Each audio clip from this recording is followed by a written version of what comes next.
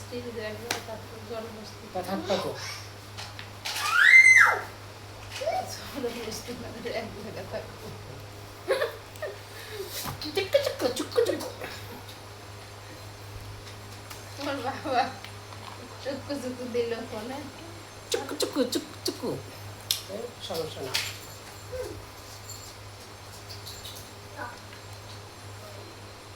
এক ম্যাডাম একটু স্কুলে একটু রাস্তায় একটু ভিডিও করেছে, তাই দেখো তার কোন এক ম্যাডাম মানে গ্রামে স্কুলে এসে একটু একটু না সকল টুকু কাছে কোনো যায়নি, মানে তা নিয়ে বেশ মানুষ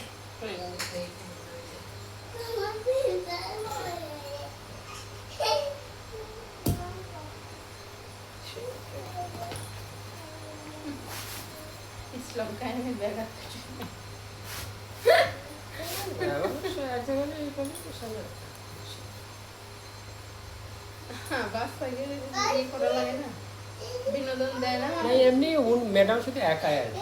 সুন্দর করে একটা বাকি দেখে একটা গুণন দিয়ে একটা গানে কি যেন একটা গানে একটা লিখেছে যে ওই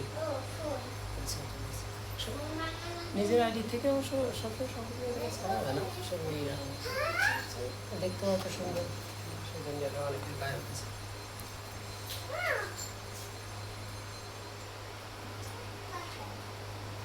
ও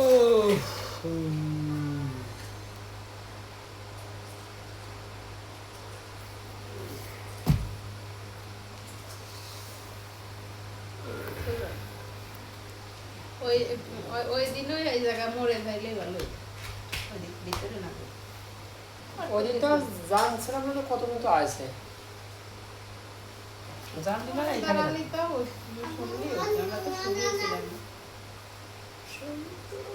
ওই দিন তো ওই জায়গাতে নামে উঠে পড়েছিলাম, আর এদিন তো দেরি হয়ে যাচ্ছিল, তাই বললাম যে একটু আগে যাই, আগে যে ওই জায়গায় শুনবো, শোনার পরে যে রথ আইছিল কিনা, না আসলে তো নিশ্চিত আসবে এই টাইম, ওই জন্য আর কি।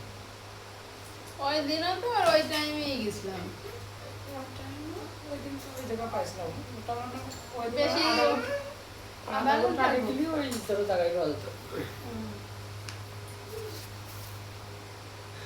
না তো ওই জায়গা থাকলে সুবিধা কি, ওইখানে তো একটু জায়গা বেশি ঘোরে, এই হয় এইটার জন্য সুবিধা।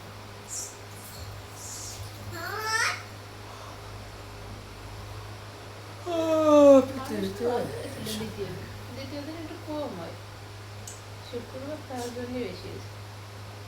পৃথিবীতে সফলতা কেউই চায় না, মানে কেউ কে সফল দেখতে পারে না। কোনো দেশ যদি তারা উচ্চ শিখরে ওঠে, অন্যান্য দেশ কিভাবে তাদেরকে সেখান থেকে দাবায় রাখা যায়, ই করা যায়, এটা যেমন চেষ্টা করে।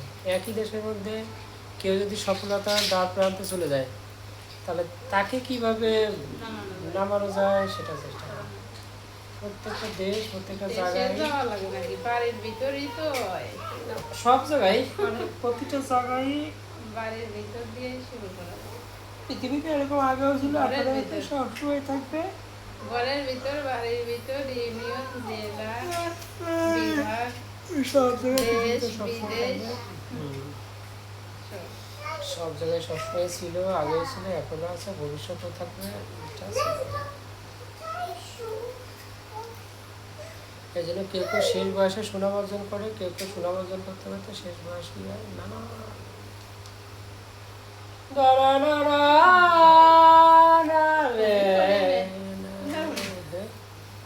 মনের বাবা শোনা ওজন করবে না।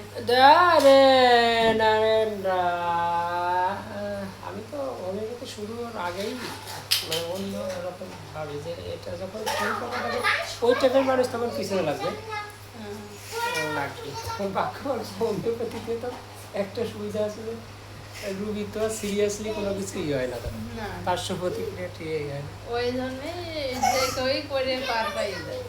ওই জন্য যে যে কেউ একটা ফাঁসা টাসা দিবে এদিক দিয়ে কি থাকেই রিস্ক সব জায়গায় থাকেই, এ দিয়ে সে দিয়ে কোনো কিছু ওষুধই তো কত টাকার ওষুধ লাগে শুরুতে।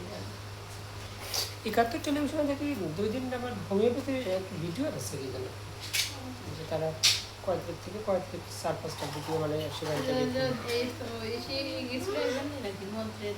না ওইটা তো এখানে, আর এমনি তো ঢাকায় এইখানে ঠিক আছে, কিন্তু বিভিন্ন জায়গায় তো ওইটা একই ডেটে যে যেহেতু এটা একই ডেটেই হয়।